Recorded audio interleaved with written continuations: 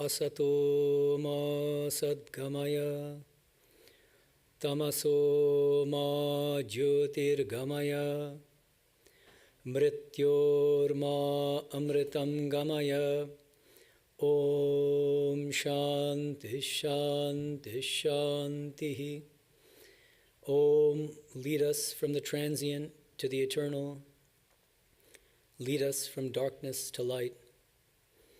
Lead us from death to immortality. Om, peace, peace, peace. Good morning, everyone. Happy Father's Day. Somehow fitting, because I want to make the case today that Sri Ramakrishna was the spiritual father of another great yogi from the 20th century named Sri Aurobindo, whom some of you have heard of. Maybe some of you have actually studied him. I'm teaching a class called Bhagavad Gita in the light of Sri Ramakrishna, where our main textbook is Sri Aurobindo's Essays on the Gita, and some of you are in that class, so you're aware. But a lot of people aren't aware of Sri Aurobindo, and even those who are, they're not sufficiently aware of the profound connections between Sri Ramakrishna and Swami Vivekananda and Sri Aurobindo. Some of you might know that I'm in the process of writing a book trilogy, a trilogy of books which I call my Integral Advaita Trilogy. Okay. Two of the three books have been written. One is a philosophical study of Sri Ramakrishna called Infinite Paths to Infinite Reality. It's published by Oxford in 2018. The second book in the trilogy is called Swami Vivekananda's Vedantic Cosmopolitanism, a philosophical study of Swami Vivekananda, published by Oxford in 2022. I now have a contract with Oxford for the third book, which I'm currently writing. And when I first mentioned a few years ago that I was working on a third book, immediately a few people came out and said, of course the third book will be on Holy Mother, right? Holy Mother Sharada Devi. I would love to write a book on Holy Mother's philosophy. Unfortunately, I don't think there's enough material for a book-length philosophical study. It's beyond my capacities, and maybe one of you can write that book, which I'm not able to. And I think there are reasons for it. One of the main reasons is that Sri Ramakrishna, for instance, had M to record his moment-to-moment conversations, his daily, dialogues. And so we have this amazing treasure in the form of the Gospel of Sri Ramakrishna. Swamiji had Goodwin traveling around with him, and he transcribed so many of his lectures. I mean, this was clearly divinely ordained that there be a Goodwin with Swamiji. Otherwise, most of his lectures would be lost, right? Whom did Holy Mother have in that regard? A few stray recorders here and there, but nobody dedicated to transcribing what she said. And so in my view, and I think this is pretty plausible, 90% of what she said, or 95%, just wasn't recorded. It just hasn't been recorded.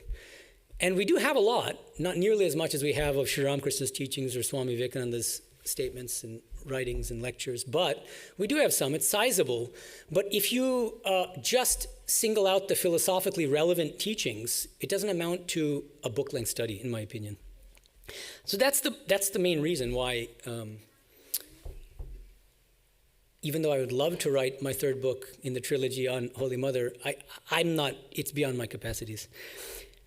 But secondly, another reason is that I really see Holy Mother, what is her role? Why wasn't it divinely ordained that she had a kind of Goodwin or an M by her side, some female version of M or something? Because her role was different in the divine Leela. This is my opinion. This is not a talk on Holy Mother. But I see her role as living and embodying and showing, manifesting to others, to the entire world, what integral Advaita in practice really looks like. That was her great contribution, it seems to me, which doesn't mean that she didn't have philosophical ideas. I think she did. I gave a talk a few years ago in our New York center, Sarvapriyanji Center, called Holy Mother Sharada Devi as a Philosopher. And you can look at that if you're interested in that. But with all that said, the third book in this trilogy that I'm writing now is on Sri Aurobindo. The title is An All-Embracing Oneness, Sri Aurobindo's Integral Advaita and the legacy of Sri Ramakrishna. My overarching argument in this entire trilogy spanning these three books is that that these three great modern Vedantic figures, Sri Ramakrishna, Swami Vivekananda, and Sri Aurobindo, developed a new school of non-dual thought within the tradition of Vedanta. You can call it a school, whatever you want to call it, I don't know. But the point is, they developed and defended a new kind of non-dual philosophy, which I call integral Advaita. In what way new? Well, most of us know there's already a non-dual Vedanta philosophy out there. Shankara's Advaita Vedanta goes all the way back to millennia ago, right? Even before Gaudapada, there were Advaitins. Then Shankara popularized it, and he has many followers. What's new about their Advaita? Well, I think a number of things. I think it's much broader. I think the integral Advaita philosophy of Sri Ramakrishna, Swami Vivekananda, and Sri Aurobindo is much broader than Shankara's in certain respects. Firstly, with respect to their understanding of ultimate reality. According to Shankara, ultimate reality is ultimately only nirguna, attributeless, impersonal, non-dual, pure consciousness. And so the personal God, Shakti, is a lower truth. It's a lower reality, which is true only from the standpoint of ignorance, so long as we have not attained realization of our true nature as non-dual, pure consciousness. By contrast, integral Advaitins, like Ramakrishna, Vivekananda, and Sri Aurobindo, they place Brahman and Shakti on an equal footing. As Sri Ramakrishna used to say, Brahman and Shakti are abhed, they are inseparable, they are non-different from each other. They're the static and dynamic aspects of one in the same infinite divine. And Sri Aurobindo says exactly the same thing. So that's one way in which I see Sri Ramakrishna's, this integral Advaita tradition of Ramakrishna, Vivekananda, Aurobindo, as broader than Shankara's Advaita Vedanta. But it's still non-dual. How is it non-dual, you might ask? Well, because it believes that there's only one reality, one truth, and it's divine consciousness. But instead of saying Brahma Satyam Jagat Mithya, that this world is a dream, that it's an illusion, distinct from Brahman, integral Advaita says, this world is a blissful and fully real manifestation of divine consciousness. There's nothing but divine consciousness, which means this world is also nothing but divine consciousness. So it's also non-dual, but in a different sense from Shankara's Advaita Vedanta. Also, in terms of its ethical implications and practical implications, one of the fundamental practices in integral Advaita is what Sri Ramakrishna used to call Shiva Jnane Jiva Seva. Serve others in a spirit of worship by trying to see the divine in everyone. One of the most fundamental practices. That can only get off the ground metaphysically, philosophically, if we accept the divine as immanent in everything.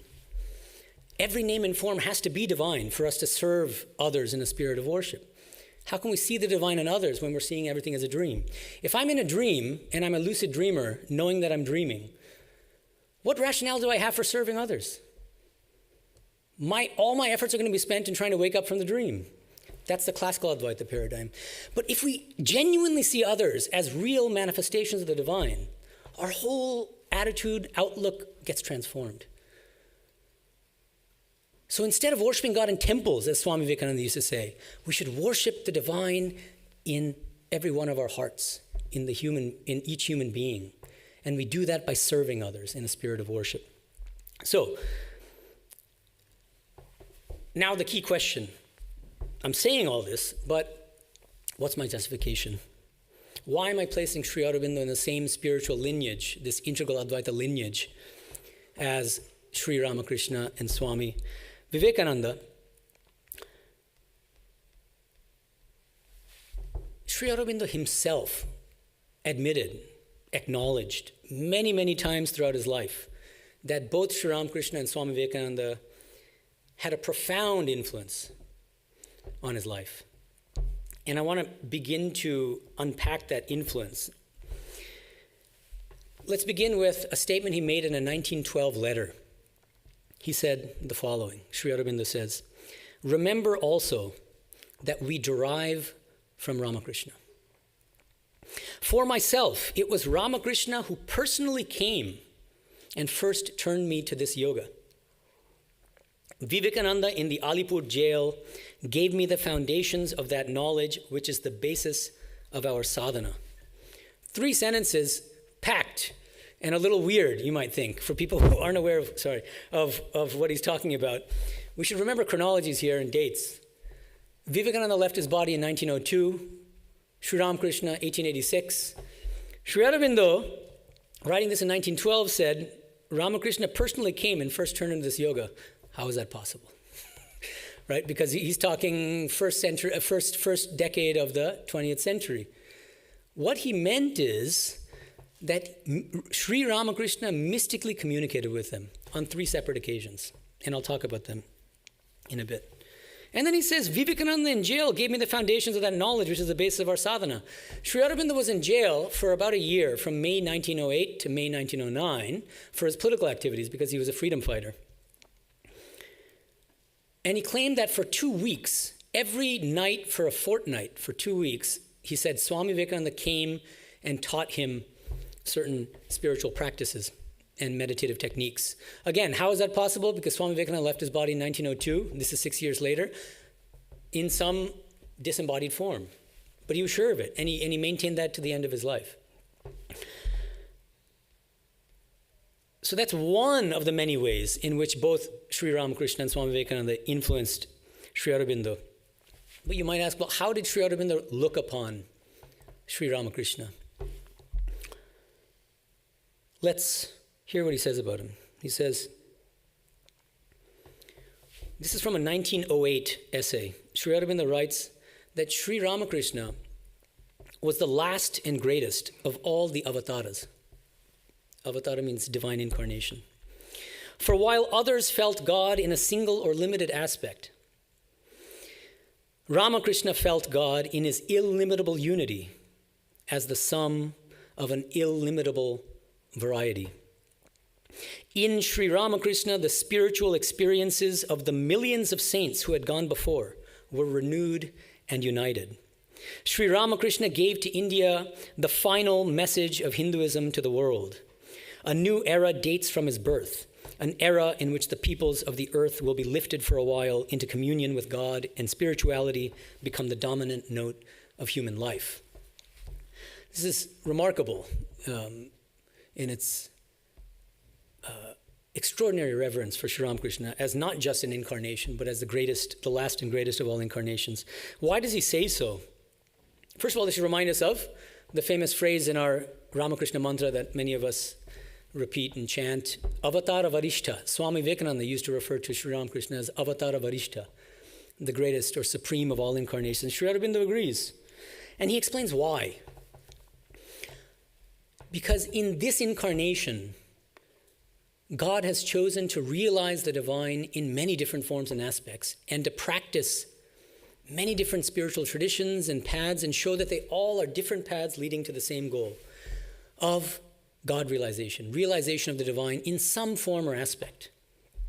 And this has not been done before as fully and comprehensively as in the Ramakrishna incarnation.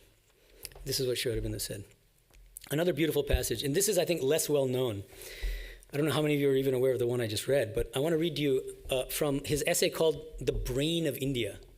Very obscure. He talks about these incredible geniuses that India has produced in the course of history. And he says, in the context of Kalidasa, this great poet, he says, the original achievement of a Kalidasa, accomplishing the highest in every line of poetic creation, is so incredible to the European mind that it has been sought to cleave that mighty master of harmonies into a committee of 3. Do you get that? He has a good sense of humor. And so what he means is, his output, his literary output, was so tremendous and so prolific that European scholars, some of them, think that there are actually 3 people that Indians misattribute to one author named Kalidasa. Some people claim that Shakespeare was actually a different guy for the same kind of reason, is that his writings are too great and too voluminous for one, even if he's a genius, to have produced, right? So then Sri Aurobindo says, yet, It is paralleled, meaning Kalidas's achievement, is paralleled by the accomplishment in philosophy of Shankara in a short life of 32 years, and dwarfed by the universal mastery of all possible spiritual knowledge and experience of Sri Ramakrishna in our own era. Again, you can see at what level he places Sri Ramakrishna here. The universal mastery of all possible spiritual knowledge and experience of Sri Ramakrishna. One of my favorite passages where Sri Aurobindo talks about Sri Ramakrishna comes in his book, The Synthesis of Yoga, where he says, in a recent unique example, recent to him because this is in the early 20th century, in a recent unique example in the life of Ramakrishna Paramahamsa, we see a colossal spiritual capacity, first driving straight to the divine realization, taking, as it were, the kingdom of heaven by violence. You should remind us of that the famous incident when he was about to slit his throat because he hadn't realized Mother yet, and then he had this extraordinary realization of Mother as divine, this vast ocean of consciousness. So, and then seizing upon one yogic method after another and extracting the substance out of it with an incredible rapidity, always to return to the heart of the whole matter, the realization and possession of God by the power of love, by the extension of inborn spirituality into various experience, and by the spontaneous play of an intuitive knowledge. And he goes on, but I want to get to some other things here. So I hope this is enough of a preliminary case that Sri Aurobindo himself placed himself in the same spiritual lineage as Sri Ramakrishna and Swami Vivekananda, and held Sri Ramakrishna and Vivekananda in the highest regard. It goes beyond regard, really. And so my talk will have 5 parts, I hope. The first is the different ways that Sri Aurobindo influenced, that Sri Ramakrishna and Swami Vivekananda influenced Sri Aurobindo, okay? And that influence I'm going to cash out in 2 different ways. One is mystical communications with Sri Aurobindo. And then second is the influence of their life and teachings on Sri Aurobindo. Okay, both those things. At least I'll do it briefly. For details and for more rigor in the discussion, you'll have to wait for my book. It probably won't be finished till end of 2026, so it probably won't come out till 2027. Stay tuned. Okay. Second part, I want to discuss some philosophical similarities between Sri Aurobindo and Sri Ramakrishna and Swami Vivekananda. And I'll focus specifically on what he calls his realistic Advaita philosophy. That's what I'm calling integral Advaita. Integral because it's an all-encompassing oneness. It's a oneness that doesn't exclude anything or dismiss anything as not real or not part of that divinity. Third part of the talk, I want to discuss Sri Aurobindo's reinterpretation of our great Hindu scriptures, the Vedas and the Vedantic scriptures, especially the Upanishads and the Bhagavad Gita, in the light of Sri Ramakrishna and Swami Vivekananda. Fourth, how Sri Aurobindo's integral yoga, that's his term for his integral spiritual practice that he recommended, his framework for spiritual practice, how Sri Aurobindo's integral yoga was influenced by the teachings of Sri Ramakrishna and Swami Vivekananda. And finally, how can devotees in our tradition, devotees of Sri Ramakrishna and Swami Vivekananda, how can they benefit from studying the life and works of Sri Aurobindo? So, ambitious task, but I'm going to do my best. First, different ways that Sri Aurobindo was influenced by Sri Ramakrishna and Swami Vivekananda. Sri Aurobindo was born in 1872, and so a younger contemporary of Swami Vivekananda, who was born in 1863. And he grew up in Kolkata, but very early on, as a young child. His father was very anglicized.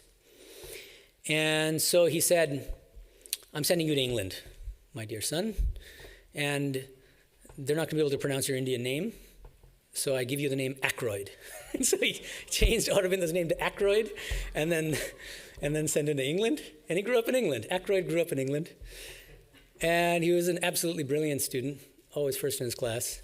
Got a scholarship to study at Cambridge University. He studied classics, Latin and Greek. He was incredible at classics and graduated with flying colors from Cambridge. But he felt this inner calling to come back to India and serve his country. And so he came to India. He came back in 1893 at the age of 21. And he was an instructor in English and French at Baroda in India for a while. And he was also a freedom fighter in the early period of his life. 1904, he begins the practice of yoga. He himself says this in 1904. And he says, he began the practice of yoga without a guru, he says. Okay? But then, remarkable things start happening to him in his life. 1 year later, 1905, he receives the first of 3 mystical communications from Sri Ramakrishna. He got the first communication from Sri Ramakrishna in 1905, second in 1910, third in 1912. Okay, the first was before he went to jail from 1908 to 9. The second 2 were after jail. And on December 5th, 1912, he records in a diary entry, which is found in what's called Record of Yoga. It's one of the books in his complete works. He mentions all 3 of these communications. So I'm going to just read it to you so you get a sense of what it is that Sri Ramakrishna said to him on these 3 occasions. 18th October, 1912. When the third and last message from Sri Ramakrishna was received, the first message was in Baroda, the Aurobindo Mundir Koro. That's Bengali. So Sri Ramakrishna spoke to him in Bengali. Sri Aurobindo knew Bengali, and so he spoke to him in Bengali. Aurobindo, build a temple or an ashrama. Build a temple or an ashrama. He said this in 1905, well before Aurobindo Ashrama was established in Pondicherry. And then Sri Aurobindo adds, referring still to this 1905, the first message, and the parable of the snake pravritti devouring herself. This is much more cryptic. The snake pravritti devouring herself. What is pravritti? Pravritti means rushing into the world, being worldly engagement of some sort, being immersed in samsara. The snake pravritti devouring herself. This is quite striking, and I invite any of you to think about what Sri Ramakrishna might have meant when he explained this parable of the snake pravritti devouring herself. This is my take, with the help of Richard Hartz, a great scholar and practitioner based in Pondicherry. He says, well, maybe it refers to finding liberation and spiritual fulfillment in the world rather than as an escape, after escaping from the world, like some other philosophies. So that's a possibility. Then, Sri Aurobindo says, the second communication he received from Ramakrishna was given in Shankar Chetty's house soon after the arrival in Pondicherry. He moved to Pondicherry eventually. And he says, and the words are lost, but it was a direction to form the higher being in the lower self, coupled with a promise to speak once more when the sadhan was nearing its close. This is the third message. The third message, again, is from 18th October, 1912. He says, this is what Sri Ramakrishna tells him. Make complete sannyasa of karma. Make complete sannyasa of thought. Make complete sannyasa of feeling. This is my last utterance. This was Sri Ramakrishna's last message to Sri Aurobindo in 1912. What does he mean? I think what he means, it's important to understand karma correctly here. I don't think he means external physical actions, because that would go against Sri Aurobindo's entire philosophy. I think the remainder of it, the sannyasa of thought, feeling, it needs to be taken together. I think what Sri Ramakrishna is telling him is, what you need is internal sannyasa. You need to completely renounce all inner desire, any kind of worldly attachments and desires, and worldly thoughts and feelings also. Because that's at the basis of, that becomes the basis, the keynote of Sri Aurobindo's own spiritual philosophy. What about Swami Vivekananda? Remember that Sri Aurobindo himself says, Vivekananda also personally came to him in the Alipur jail.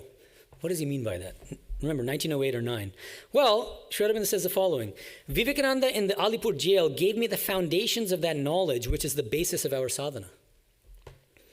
So notice the foundational role played by both Sri Ramakrishna and Swami Vivekananda. He explained later, when people asked him about, well, what was that role? Swami Vivekananda came to him in a disembodied form every single day for 2 weeks. And Sri Aurobindo said that Vivekananda provided him with, quote, the first insight into the intuition plane, capital I intuition. And he adds, not the intuitive mind, which is mental and not supramental, as the first opening to supermind, capital S. So this is all Aurobindo's technical vocabulary here, in his mature philosophical system, and his views evolved in the course of his life, but in his life divine kind of framework, he says that beyond the ordinary mind is the higher mind, the illumined mind, intuition, overmind, and finally supermind. And he credits Vivekananda in that disembodied form in the course of a fortnight while he was in jail practicing the sadhana of the Gita. He credits him with teaching him about those planes of consciousness leading to the supermind. And he specifically says intuition, that intuition plane. Okay, so those are the mystical communications that he received from Sri Ramakrishna and Swami Vivekananda. But their influence extends far beyond just those mystical communications. Their life and teachings were profoundly influential and impactful for Sri Aurobindo. Sri Aurobindo knew Bengali, and so he read the Katamrita, the gospel, which was later translated as the Gospel of Sri Ramakrishna. He read it in Bengali, possibly first in jail, if not before, because he mentions in his reminiscences of his time in jail, he specifically mentions that there was a copy of the Katamrita and a biography of Sri Ramakrishna and the lectures of Swami Vivekananda in the small prison library that had developed, because different prisoners would share their collections. And so he had access to the Katamrita. He read it carefully. It's very clear because he mentions Sri Ramakrishna's teachings all over the place. There are hundreds of references to Sri Ramakrishna's teachings throughout the complete works of Sri Aurobindo. One of the most influential teachings of Sri Ramakrishna's was the following. He would distinguish two different stages in spiritual experience, which he called jnana and vijnana. Any of you who are familiar with my work or talks will know that this is one of my hobby horses. What does Sri Ramakrishna say? He says what? He says, if you're trying to get to the roof of a house, you have to leave the steps behind one by one. Neti, neti. Brahman is not this world. Brahman is not my body. Brahman is not my mind, until you reach the roof. Reaching the roof signifies knowledge of non-dual Brahman in the state of Nirvikalpa Samadhi. He calls that jnana. And he says ordinary souls, jivakotis, leave their physical body. They die after attaining that state if they remain in that state for up to 21 days because the body will starve, right? Then he says, but there's a special category of souls, which he calls Ishvarakotis, divinely commissioned beings. And he defines Ishvarakotis very precisely as Avatar ba Avatarer Angsho. This is in the gospel. He says they are divine incarnations or they are born as parts of a divine incarnation. Okay. If you're an Ishvarakoti, after reaching the roof, you look back on that staircase and you say, wait a minute, but those steps I left behind, they're made of the same materials as the roof. Bricks, lime, and brick dust. And so instead of seeing this world as a dream, as the Gyanis do, the Vijnani, first of all, two crucial aspects to this Vijnani's realization. Number one, the divine is not only impersonal and attributeless, nirguna, but equally personal and with attributes, shakti, saguna. And shakti, when that Vijnani looks upon this world, instead of looking at it as a dream, the Vijnani embraces it as a mansion of joy, as a mansion of mirth, because the Vijnani sees every name and form as a blissful manifestation of divine Shakti, of Divine Mother herself. Okay. Now, Sri Aurobindo himself mentions this teaching of Sri Ramakrishna's a number of times. He says, this is in a letter written sometime between 1927 and 1950. Sri Aurobindo writes, you may remember Ramakrishna saying that the Jivakoti can ascend the stairs but not return, while the Ishvarakoti can ascend and descend at will. If that is so, the Jivakoti might be those who describe only the curve from matter through mind into the silent Brahman, reaching the roof. And the Ishvarakoti, those who get to the integral reality. By integral reality, I take him to mean the impersonal, personal Purushottama or divine reality, and can therefore combine the ascent with the descent and contain the two ends of existence in their single being. He loved this teaching of Ramakrishna's teachings on the Vijnani and the Ishvarakoti, and it became the cornerstone of Sri Aurobindo's own spiritual philosophy and practice. Sri Aurobindo himself claimed to have attained both jnana and vijnana. Much later, toward the end of his life in 1945, he describes his 4 great realizations. That's the exact phrase, 4 great realizations. He had many other spiritual realizations, but he said that he singled out 4 of them as the most important for his spiritual life. The first one he experienced in January 1908 when he was in Baroda and he met a yogi named Vishnu Bhaskar Lele. And in the course of 3 days of meditative practice, he himself says, he had a series of tremendously powerful experiences which made him see with a stupendous intensity the world as a cinematographic play of vacant forms in the impersonal universality of the absolute Brahman. This is characteristically Aurobindonian language, British Victorian long sentences. But what is he seeing? He attains Nirvikalpa Samadhi. He clarifies that later, actually. This is an Advaitic realization of Nirvikalpa Samadhi in 1908. And when he comes back to this world, he sees it as a dream, as an illusion, as a kind of cinema. It's a film playing out before him. He wrote a beautiful poem capturing this experience, which he calls Nirvana. He says, "All is abolished, but the mute alone. The mind from thought released, the heart from grief, grow inexistent now beyond belief. There is no I, no nature, known unknown. The city, a shadow picture without tone, floats, quivers, unreal. Forms without relief flow, a cinema's vacant shapes. Like a reef foundering in shoreless gulfs, the world is done. Only the illimitable permanent is here. A peace stupendous, featureless, still, replaces all.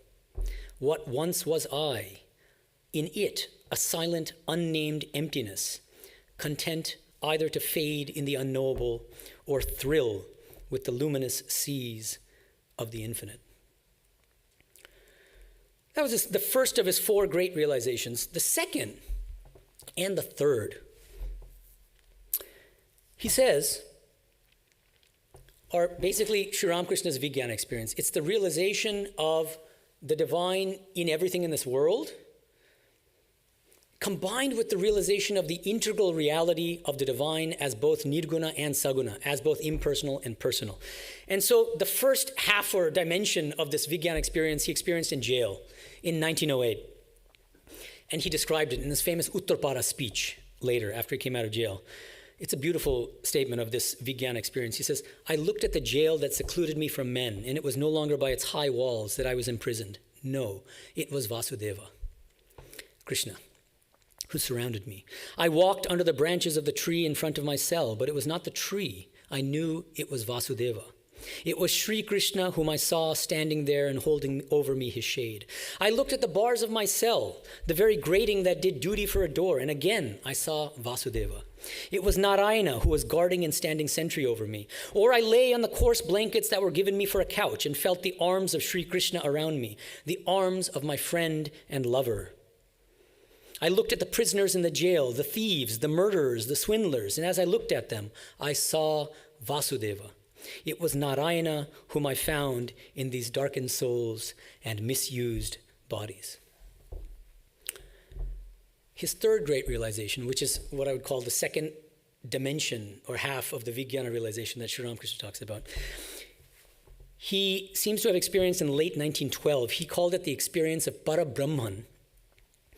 And basically it's the experience of the divine reality in its static aspect as the impersonal, non-dual Atman of classical Advaita Vedanta, and as Shakti, Divine Mother, on the other hand. So as equally both and as inseparable. And you might ask, what about the fourth realization? He talks about the fourth realization as the realization of the planes leading to the supermind. And he says that who's the one who triggered that realization? Swami Vivekananda in jail during that fortnightly, the daily meetings that he had, communications he had with Sri Aurobindo. It was Swami Vivekananda who taught Sri Aurobindo about the planes leading to the supermind. So all 4 of the great realizations that Sri Aurobindo had throughout his life are either directly or indirectly linked to the teachings and experiences of and the communications that Sri Ramakrishna and Swami Vivekananda had with Sri Aurobindo. Now, part 2. We have 4 more parts. Okay, philosophical similarities between Sri Aurobindo and Sri Ramakrishna and Swami Vivekananda.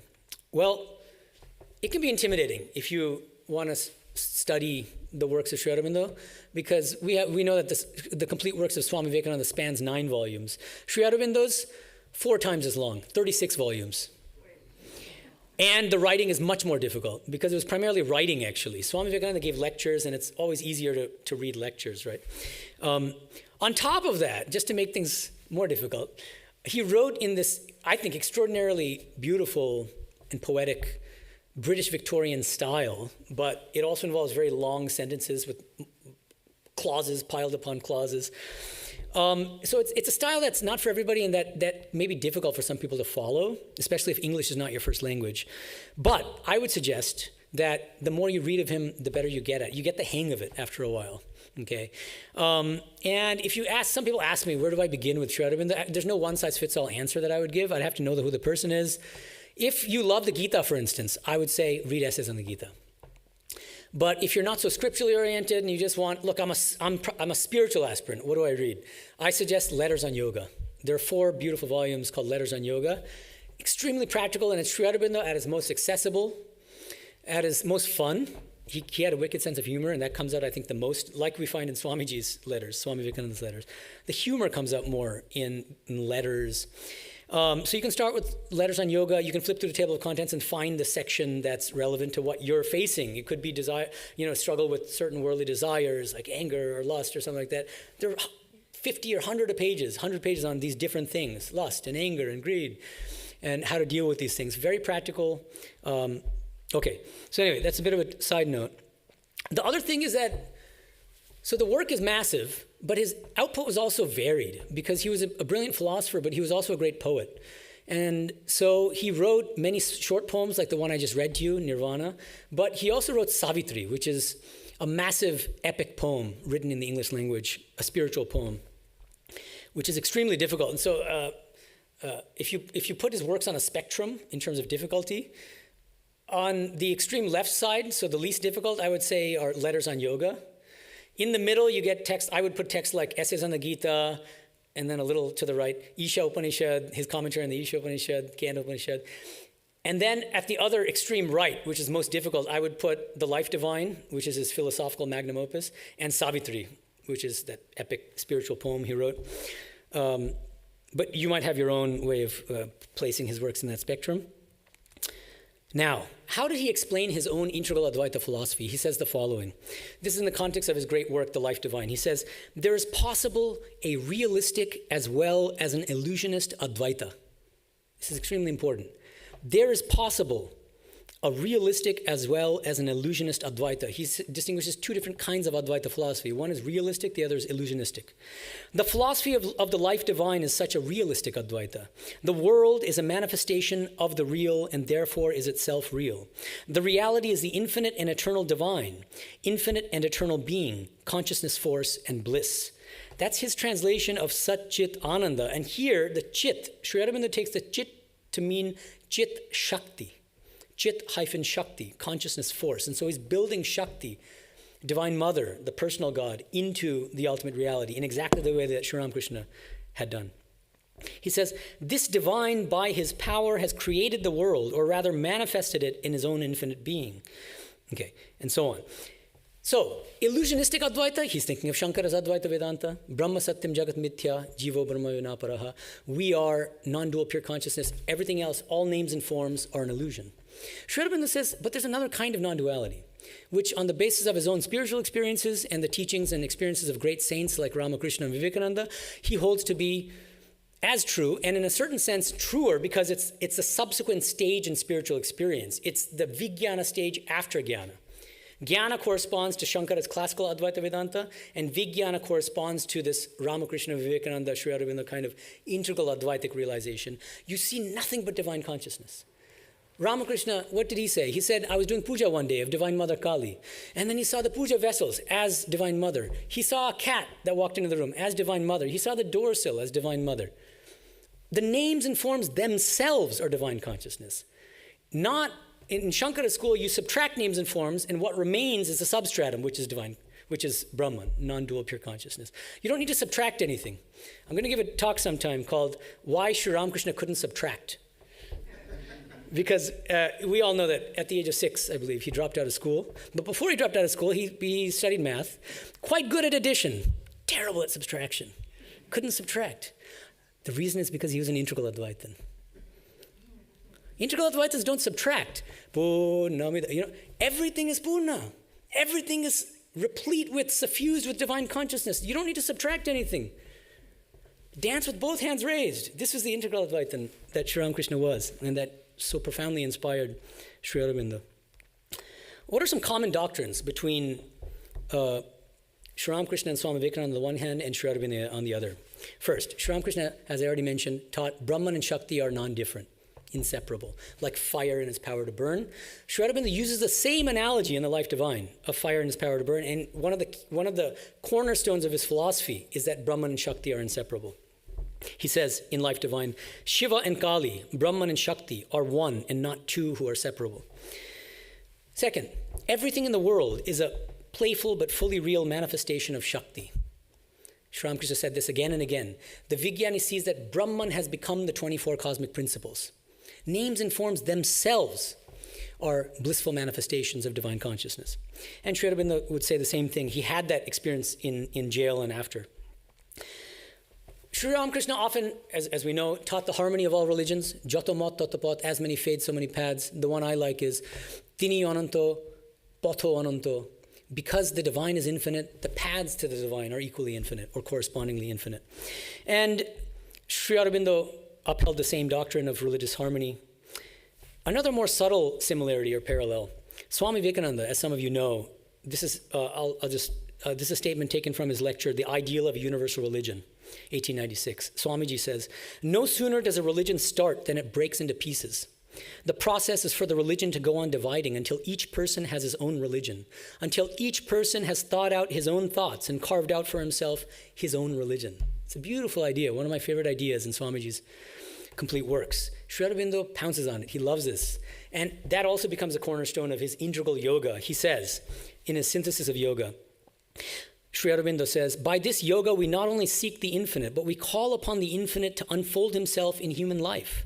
Therefore, the Shastra of our yoga, the scripture of our yoga, must provide for an infinite liberty in the receptive human soul, a free adaptability in the manner and the type of the individual's acceptance of the universal and transcendent into himself is the right condition for the full spiritual life in man. Vivekananda, pointing out that the unity of all religions must necessarily express itself by an increasing richness of variety in its forms, said once that the perfect state of that essential unity would come when each man had his own religion. When not bound by sect or traditional form, he followed the free self-adaptation of his nature in its relations with the Supreme.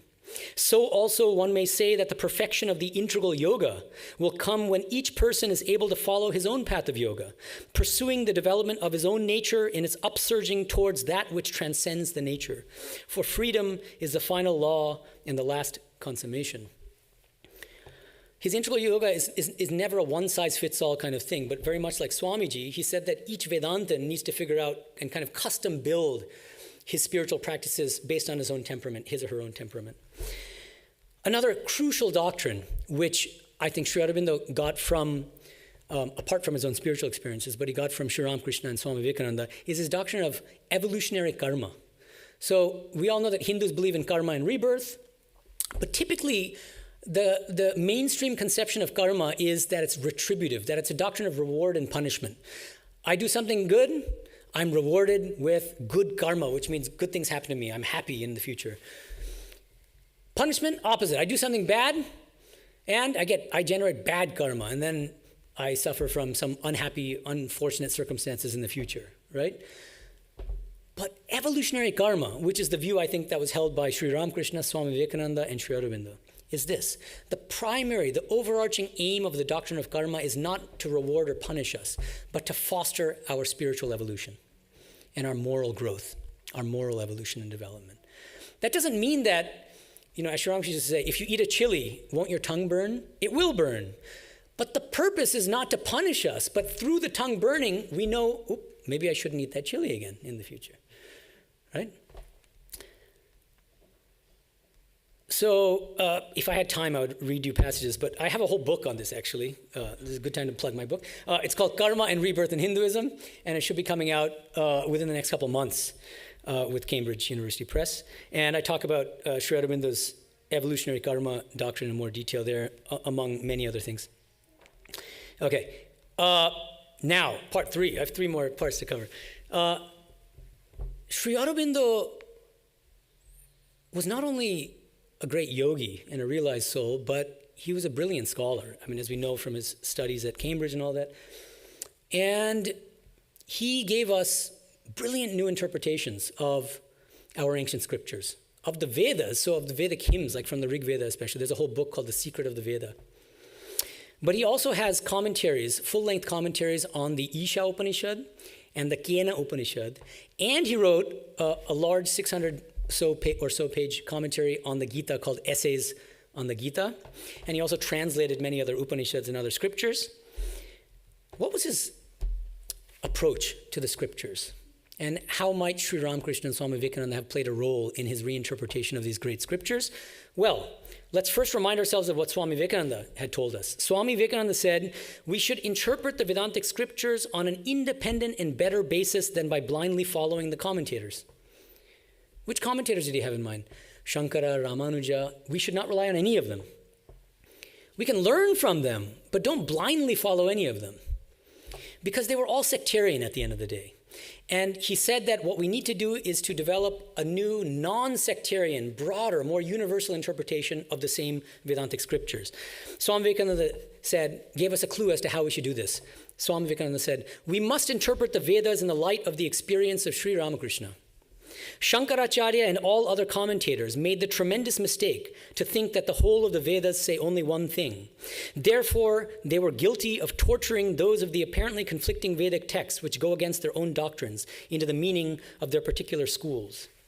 As in the olden times, it was the Lord alone, the deliverer of the Gita, meaning Krishna, who partially harmonized these apparently conflicting statements. So, with the view to completely settling this dispute, immensely magnified in the process of time, God himself has come as Sri Ramakrishna. Therefore, no one can truly understand the Vedas and Vedanta unless one studies them in the light of the utterance of Sri Ramakrishna. And you might think that it would be the work of the Ramakrishna Mission Swamis to produce these kinds of new interpretations in the light of Sri Ramakrishna. So far, I haven't seen too much output in that regard, to be honest. We have Tapasanandaji's book on the Gita, but that's not a verse-by-verse commentary. He adds footnotes to occasional verses that he thinks are most important. Chidbhavananda, I believe, was a monk of our order, and he wrote a commentary on the Gita. You can decide how high quality that is for yourself. But I think that the best interpretation of the Bhagavad Gita in the light of Sri Ramakrishna is Sri Aurobindo's Essay on the Gita. And it seems to me that among anybody post-Vivekananda, it was Sri Aurobindo who started or took off where Swami Vivekananda had left off. Swami Vivekananda got the ball rolling with certain lectures like God in Everything. It's a beautiful lecture he gave in 1896, which is his reinterpretation of the Isha Upanishad in the light of Sri Ramakrishna. You should see the divine in everything as everyone and serve them accordingly. But it was Sri Aurobindo who then kind of continued this project in a really rigorous and systematically ambitious way and produced full-length commentaries on, as I said, 2 Upanishads, Bhagavad Gita, and the entirety of the Vedas, or at least major verses in the Vedas, the ancient Vedas. And Sri Aurobindo said, I keep saying that he interpreted these scriptures in the light of Sri Ramakrishna and Swami Vivekananda. What's my proof? This is what Sri Aurobindo himself said. The word Vedanta is usually identified with the strict monism and the peculiar theory of Maya established by the lofty and ascetic intellect of Shankara. But it is the Upanishads themselves and not Shankara's writings, the text and not the commentary, that are the authoritative scripture of the Vedantin. Shankara's, great and temporarily satisfying as it was, is still only one synthesis and interpretation of the Upanishads. There have been others in the past which have powerfully influenced the national mind, and there is no reason why there should not be a yet more perfect synthesis in the future. It is such a synthesis, embracing all life and action in its scope, that the teachings of Sri Ramakrishna and Vivekananda have been preparing. Explicitly crediting Sri Ramakrishna and Swami Vivekananda for opening up a new, life-affirming and ethically oriented, integral Advaitic interpretation of the Vedantic scriptures, the Upanishads and the Bhagavad Gita. And so Sri Aurobindo did that on a scale that I think nobody else has been able to replicate. And of course, there's a lot more work to be done. And God willing, I would like to write separate books, a commentary on the Bhagavad Gita in the light of Sri Ramakrishna, a commentary on some of the major Upanishads in the light of Sri Ramakrishna, and a commentary on the Brahma Sutra in the light of Sri Ramakrishna. But Man proposes, God disposes. And so we'll see whether Sri Ramakrishna wants me to do that or not, and whether I succeed. So let me give you a little taste of some of the ways that he reinterpreted the scriptures. That would be a whole semester's class. But for instance, Taittiriya Upanishad, we all know, or most of us know, when we know anything about the Upanishads, there's this doctrine of 5 sheets, the 5 sheets being Annamaya, Pranamaya, Manomaya, Vijnanamaya, Anandamaya. So the sheath made of food, the physical body, right? Pranamaya, the vital sheath. Manomaya, the mental sheath. Vijnanamaya, here there's a big question. What does it mean? Most people say it's the buddhi sheath, the higher intellect or something, higher mind. And finally, Anandamaya, the sheath of bliss. And the term kosha is typically used by most people. Kosha, Anandamaya kosha. Kosha means sheath. And it seems to suggest less important, somehow ultimately possibly illusory or unreal. Our true self is beyond all these sheets. What Sri Aurobindo does is he reminds us of the original terms used in the Taittiriya Upanishad. The term kosha is never used in this context. 2 terms are used, Purusha and Atma. So there are 5 Atmas, and there are 5 Purushas at all of these levels. Atma means self. Sri Aurobindo says, and this is his translation of one mantra from the Taittiriya Upanishad, which he uses as an epigraph to one of his chapters in the Life Divine. He says, he passes in his departure from this world to the physical self, capital S, Annamaya, Atma. He passes to the self, capital S, of life, Pranamaya. He passes to the self of mind, Manomaya. He passes to the self of supramental knowledge, supermind, Vijnanamaya. He's interpreting as supermind, supramental knowledge. And then he says, he passes to the self of bliss, Anandamaya. He moves through these worlds at will. Look at what he's doing. He's interpreting this mantra from the Taittiriya Upanishad in light of Sri Ramakrishna's teachings on Vijnana, the Vijnani ascending and descending this great cosmic staircase. And he's reinterpreting the term Vijnanamaya Atma in light of Sri Ramakrishna's Vijnana teachings. The term Vijnana is used in the Taittiriya Upanishad, the Vijnanamaya Atma, and instead of just seeing it as a kind of higher intellect, a kind of anodyne reading, he says this is Sri Ramakrishna's Vijnani. It's a mediating principle. So now he calls this later in his life, in the Life Divine, the 7-fold cord of being. Okay? Body, life, mind. Annamaya, Pranamaya, Manomaya. Vijnanamaya is 4th in this cord, the 7-fold cord. It's a musical metaphor. Anandamaya, the mediating principle between what? And then Anandamaya, 5th, remember, that's the 5th Atma from Taittiriya Upanishad, the bliss of the self of bliss. Anandamaya, and then Chit, and then Sat. I mean, I wish I had a PowerPoint or something. But so look, let's start from the other end. Sat, Chit, Ananda, the Anandamaya Atma, mediating principle of Vijnanamaya Atma, and then Manomaya, Pranamaya, and Annamaya.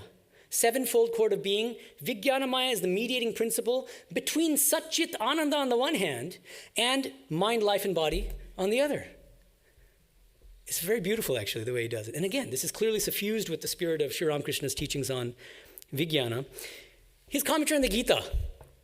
The terms Jnana and Vijnana come up in several verses in the Gita together. 7.2, 9.1, if you want to look them up. And one of the standard interpretations supported by Shankara is that Jnana is a mere intellectual or scriptural knowledge of the highest truth. Vijnana, spiritual realization, direct experience, spiritual experience. Sri Aurobindo reinterprets these terms in a radically different way in the light of Sri Ramakrishna. And he says, no, it's more plausible based on the context. He's not just saying Ramakrishna is great and the best of all avatars, therefore we should reinterpret the scriptures in light of him. No, that would be dogmatic and biased in its own way. That's not what he's doing. He's doing something much more impressive and rigorous. He's justifying his interpretation, his Ramakrishnan interpretation of the terms Jnana and Vijnana on the basis of the overall context. There are 700 verses in the Gita, and he looks at what the terms Jnana and Vijnana mean in the course of the Gita. And he says the better interpretation is Jnana is the essential knowledge of the non-dual Atman, reaching the roof in Sri Ramakrishna's metaphor. And Vijnana is what he calls the integral or comprehensive knowledge of the impersonal, personal Purushottama. This is a term used in chapter 15 of the Gita. Okay. And then that Vijnani, when you attain Vijnana, you realize that everything, Vasudeva Sarvamiti, Samahatma Sudurlabhaha. There's another verse from the Gita. You see everything as Krishna, everything as the divine. Okay. There's more I could say, but I want to get to parts 4 and 5. in 2 minutes, so maybe give me a few extra minutes, if you don't mind. It's Father's Day. I'm not a father, but give me a break. Okay, part 4. How was Sri Aurobindo's integral yoga influenced by Sri Ramakrishna and Swami Vivekananda? At the basis of his sadhana, of Sri Aurobindo's integral yoga, was complete surrender to the divine, to Divine Mother. And he loved, one of his favorite teachings of Sri Ramakrishna's was about the baby kitten, which we all know probably, or many of us know. Sri Ramakrishna used to distinguish the baby monkey who holds on for dear life to mother monkey as she hops from tree to tree. And it's up to the baby to hold a tight grip. If she lets go, what happens? Dashed to the ground and killed. That's the paradigm of self-effort in our sadhana, in spiritual practice. I have to do this, I have to do that, I have to renounce this, I have to do... The other paradigm is the baby kitten. Sri Ramakrishna says, the baby kitten just says, mew, mew. And mother cat, the moment she hears the mew, mew, will come, pick it up in its mouth and plop it wherever it feels like. Baby kitten is the least bothered, whether it plops it into a gutter, into a palace, into a kitchen, into a nice tasty bowl of milk, irrelevant. That's the test, actually, if you've really surrendered. Do you really not care? Or do you have preferences? Then you haven't fully surrendered, right? It's not so easy, easier said than done. But let me read you a passage from Sri Aurobindo's letter where he says, there are 2 possibilities. One of purification by personal effort, Sri Ramakrishna's baby monkey, which takes a long time. Another by a direct intervention of the divine grace, which is usually rapid in its action.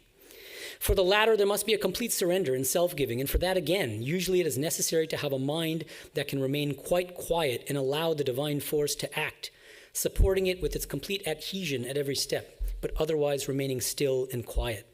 This last condition, which resembles the baby cat attitude spoken of by Ramakrishna, is difficult to have. Those who are accustomed to a very active movement of their thought and will in all they do find it difficult to still the activity and adopt the quietude of mental self-giving. This does not mean that they cannot do the yoga or cannot arrive at self-giving. Only the purification and the self-giving take a long time to accomplish, and one must have the patience and steady perseverance and resolution to go through. So I think for most of us, we need a combination of baby monkey and baby kitten. It's better not to be pure baby monkey because we can develop ego and spiritual life becomes very dry. So let's have a little bit of the baby kitten in us. At the same time, we have to be realistic. Most of us, even if we talk about surrendering and Divine Mother and all that, most of us haven't completely surrendered because we have worldly attachments and desires, which are preventing us from totally surrendering. So for a long period, we may have to kind of wrestle with, or kind of toggle between these 2 paradigms of baby monkey and baby kitten. Ultimately, though, the culmination needs to be baby kitten in Sri Aurobindo's integral yoga, as it is, I think, for Sri Ramakrishna. That's why Sri Ramakrishna would give the example of a bird sitting on the mast of a ship, flying in one direction, then getting tired, coming back. Flying in another direction, getting tired, coming back. Flying in another direction, all that self-effort. Finally, what does it do? It realizes, I am in the happiest place on earth right on this mast. That's the baby kitten again. How can devotees of Sri Ramakrishna and Swami Vivekananda benefit from studying the life and works of Sri Aurobindo? I hope the whole talk, in a way, is making a case for how we can benefit. But I'm going to summarize a little bit here. First of all, anyone interested in the unique, universal, non-sectarian spiritual philosophy of Sri Ramakrishna and Swami Vivekananda must read Sri Aurobindo's works. Because he's the one, I think, who takes up the torch left by Swami Vivekananda and further develops in a really rigorous way this integral Advaita philosophy, and that's what I'm trying to develop in my integral Advaita trilogy. Anyone interested in studying the scriptures, the Vedantic scriptures, the Upanishads, the Bhagavad Gita, from the standpoint of Sri Ramakrishna and Swami Vivekananda, these are treasures. The essays on the Gita of Sri Aurobindo, his commentary on the Isha Upanishad, which I have an article on, which will become part of the book I'm working on now. His commentary on the Kena Upanishad, his Secret of the Veda. These are amazing contributions to our understanding of these scriptures. And I hope I've made the case that he's really reinterpreting these scriptures in the light of Ramakrishna and Vivekananda. He says it explicitly. Also, as I said, on that leftmost side of the spectrum in terms of difficulty, the letters on yoga. Sri Aurobindo at its most accessible, These are manuals of spiritual practice, and it's a wonderful place to start for many people. He talks about how to deal with doubts in spiritual life. He talks about how to reject and transcend and divinize the lower impulses of lust and greed, and so on. How do we surrender to God? And he's so systematic, so he gives stages in the surrender to God. How do we develop bhakti? How do we cultivate longing for the divine? How do we maintain awareness of the divine in the midst of our day-to-day life? One of his most famous teachings is all life is yoga. It's a beautiful teaching. How do we divinize? How do we turn into a yoga every aspect of our life? And I wanted to conclude by reading one of my favorite passages from Savitri, this great English epic poem. It's from Canto 3, The Yoga of the Soul's Release. I think it really nicely captures the Vijnana realization of Sri Ramakrishna and Sri Aurobindo himself. A static oneness and dynamic power descend in him. The integral Godhead seals. His soul and body take that splendid stamp. A long, dim preparation is man's life, a circle of toil and hope and war and peace, tracked out by life on matter's obscure ground. In his climb to a peak no feet have ever trod, he seeks through a penumbra shot with flame, a veiled reality half known, ever missed, a search for something or someone never found, cult of an ideal never made real here, an endless spiral of ascent and fall, until at last is reached the giant point through which his glory shines, for whom we were made, and we break into the infinity of God.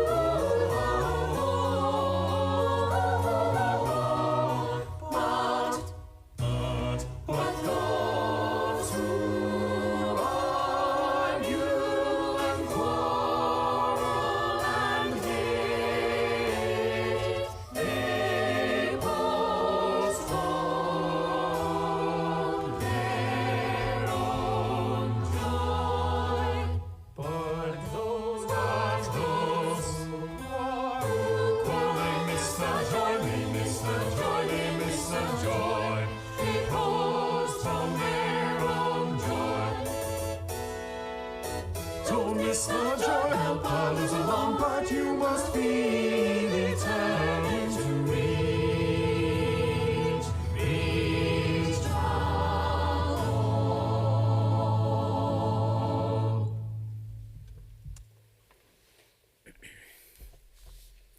As always, thank you everyone, by the way.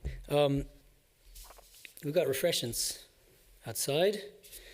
We'll have a Q&A in the greenhouse living room after refreshments. You can ask me whatever questions you have about the talk. And announcements. Today's June 15th. Okay, so Sunday, June 22nd, next Sunday, Swami Vedarupananda will be giving a talk here called Freedom is Non-Attachment. A heads up a little bit beyond that, Sunday, June 29th, we'll have a visiting Swami Baneshananda, the head of our center in Berlin, Germany. He will give a talk called Message in the 5th Chapter of the Gita, so stay tuned for that as well. Do I need to mention anything else? Mayagaji? Are we good? Very good. Thank you, everyone. Happy Father's Day again.